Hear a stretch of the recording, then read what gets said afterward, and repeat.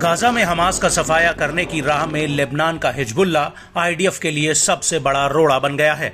वो Israeli force का ध्यान गाजा से हटाने के लिए लगातार उत्तरी इजराइल को अपने हमलों से दहला रहा है, लेकिन इसके बावजूद आईडीएफ ने दोनों फ्रंट पर मोर्चा संभाला हुआ है और इजरायली सेना भी हिजबुल्ला पर जवाबी हमले कर रही है।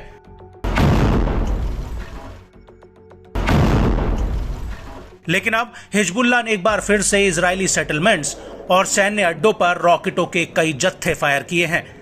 हिजबुल्ला का कहना है कि उसने अल जलील पनाहंदेल में किरियत शमोना पर सैकड़ों ग्रेट टाइप रॉकेट फायर किए हैं और इस हमले की वजह से 16 जुलाई 2024 की शाम करीब 6:55 पर इस इलाके में हवाई हमलों के सायरन बज उठे।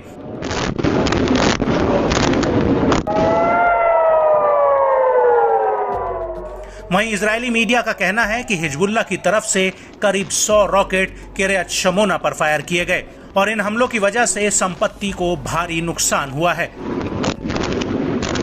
इसके अलावा हिजबुल्ला ने अपना दूसरा हमला पूर्वी किरियत शमोना में आईडीएफ की बेत हल्लैल बैरिक्स पर किया है। यहां पर भी हिजबुल्ला ने ग्रेट टाइप रॉकेट फायर किए हैं, जिसकी वजह से बेत हल्लैल में हवाई हमलों के सायरन बजने लगे थे।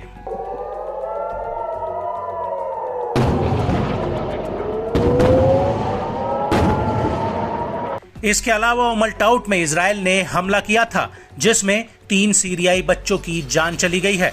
इस हमले के जवाब में इजरायली सेटलमेंट्स पर हिजबुल्ला ने 2 हमले किए और इसके बाद हिजबुल्ला ने पश्चिमी अल जलील के कापरी सेटलमेंट्स पर ग्रेट टाइप रॉकेट का एक पूरा साल्वो दाग दिया।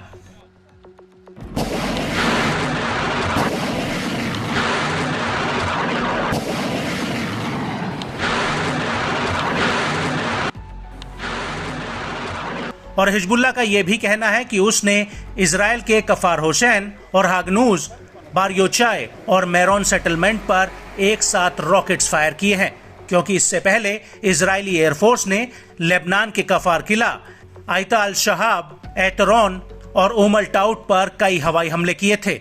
वहीं हिजबुल्ला के हमलों को लेकर इजरायली मीडिया का कहना है कि मेरोन में कई रॉकेट्स गिरने से आग लग गई, क्योंकि इजराइल के एयर डिफेंस सिस्टम इन्हें इंटरसेप्ट नहीं कर पाए थे। इजरायली मीडिया का कहना है कि हिजबुल्ला की तरफ से कम 80 रॉकेट 16 जुलाई को फायर किए गए थे।